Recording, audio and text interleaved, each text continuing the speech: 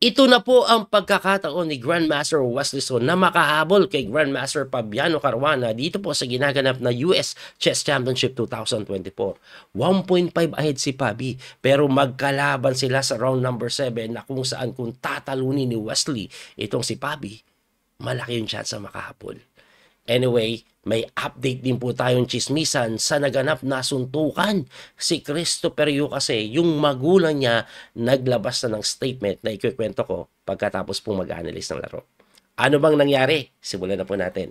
Puti si Wesley, ang tinira niya po D4. Knight F6 naman. Si Fabi, nagulat ako sa D4 ni Wesley. Usually kasi C4, E4 siya recently. Pero D4, no? Nag-Knight F3, E6, and then C4. So, parang ano po, nimso. Anyway, nag-D5 yan. At pagka D5, kung sakali man, mag-G3 si Wesley. Katalan. Ang tinira niya, Knight C3 at pagka Bishop B4, ito na po yung tinatawag nilang Queen's Gambit decline na Ragusin defense. Ang kadalasang ginagawa dyan, Bishop G5 at ang tinira ni Wesley, Queen B3. Mabilis tinira ni Wesley, so yan. Actually, mabilis din si Fabi, pero pagka Queen B3 ni Wesley, medyo unexpected yan. Ang ginawa po ni Fabi, nag-C5. Mabilis pa rin. Linya yan, yan yung pinaka-common. So, binibiyak po agad yung gitna, bukod po sa depensa yan sa bishop, no? So, ang ginawa po, kinapture po yan, nag-Knight C6 lang. Hindi mo na binawi, no? Knight C6, tamang develop lang, at depensa po sa bishop. Pagkatira po ng Knight C6, nag-Bishop G5 pin, tumira naman ng Queen A5. Ayan, no? Medyo napaisip na po si Fabi sa tiradang yan, no? Pagka Queen A5, nagbibigay pressure po yan dito. May pressure din doon. Ang ginawa ni Wesley, kinapture niya po yung F6 na kung saan, hindi po yan binawi agad.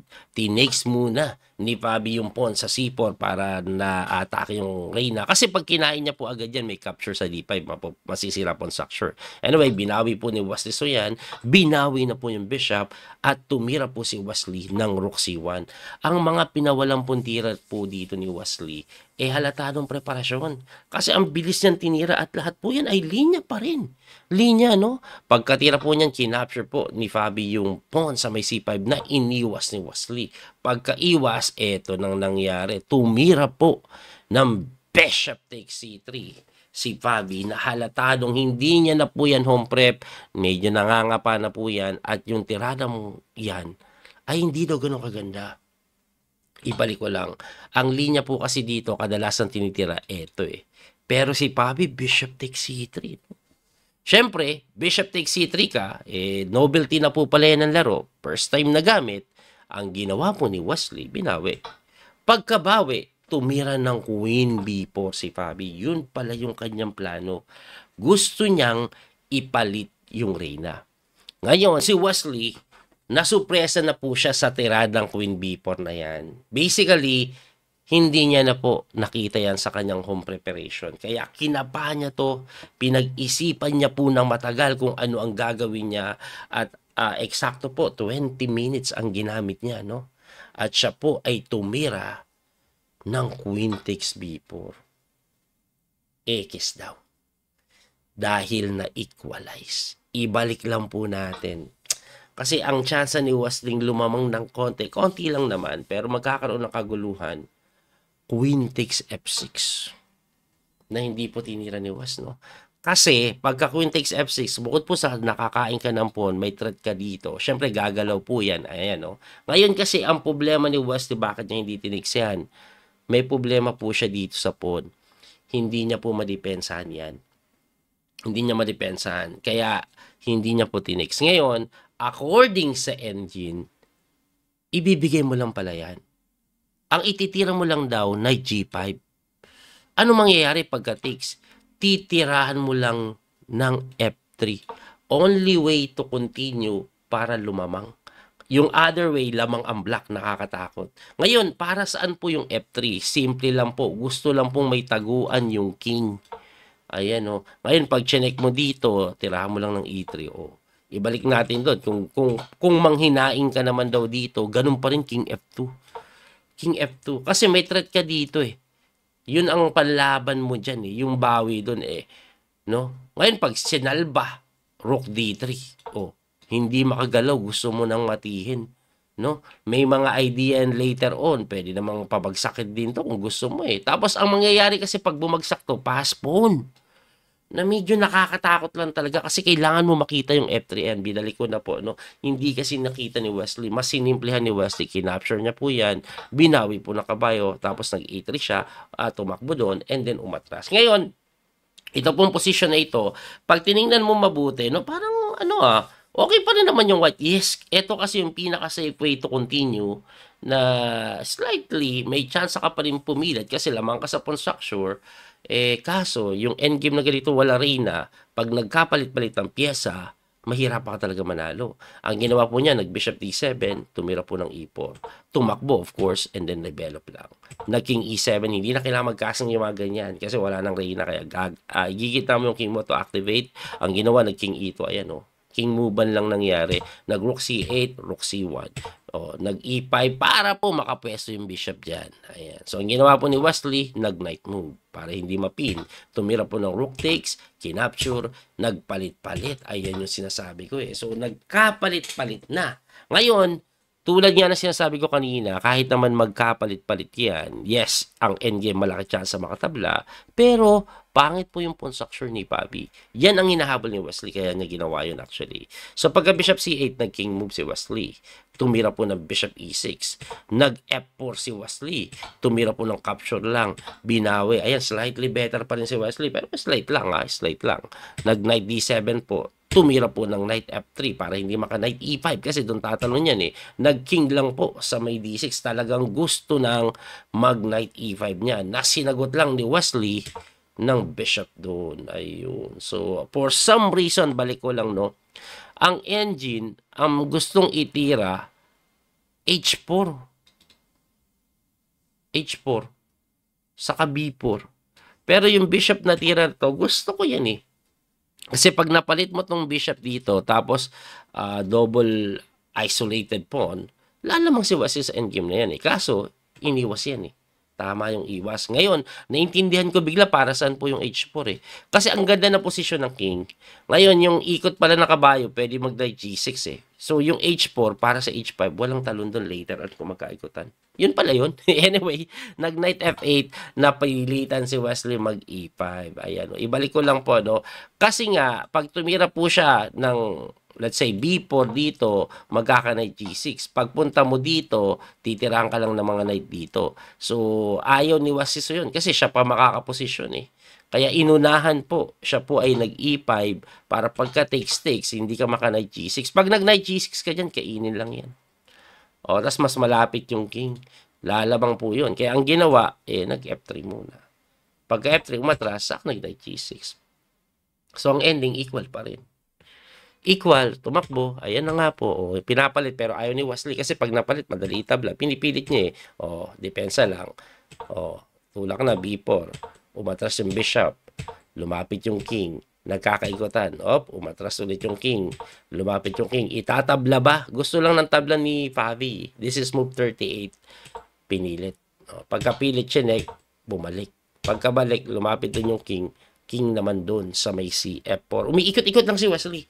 Obviously, ayaw niya ng tabla, pero mahirap talagang ipanalo, pero pinipilit niya pa rin, no? So, ang plano niya, mag-knight e4, nag-bishop d5, knight e4 pa rin, tumira doon. Hindi kinapture, no? Hindi po kinapture. Kasi ayaw ni Fabi magka-bishop against knight. So, nag-knight lang po doon, pumunta doon, yun ang gustong ipalit ni Fabi, yung bishop. Kasi pag napalit yung bishop, may counterplay agad dito. Siyempre, Wesley, ayaw nga eh.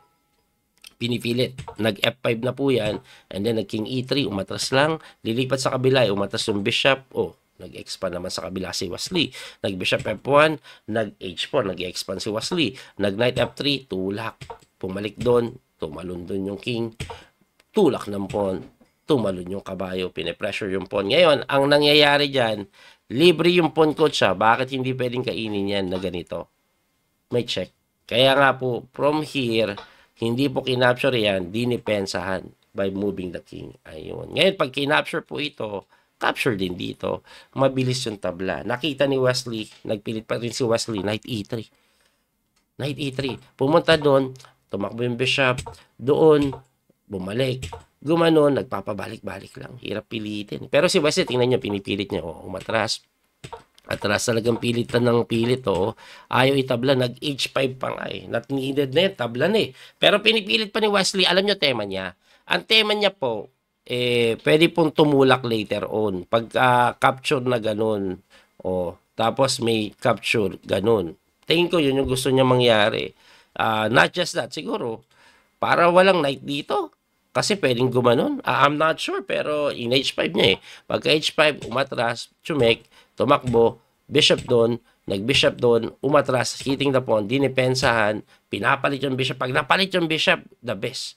Kasi pagka-capture mo dyan, king takes yan, lalapit ang bilis. Baka manalo. Nakita yun ni Pabi. Ayan, no.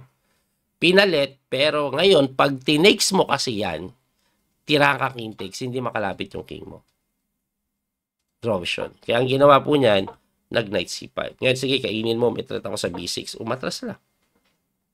Knight e5. Kinapture takes at umatras. Ayan. At eto po, wala na. Wala na piyesa, naubos na eh. Ang hinamon, hindi pwedeng kainin. Kasi pag yun, magkakapas po winning. O, pag napalit yung bishop, panalo si West. Pero hindi papalit ni Fabi. At pabalik-balik. Nauwi sa tabla. Grabe. So, ano na standing nila? Ito po ang standing after round number 7.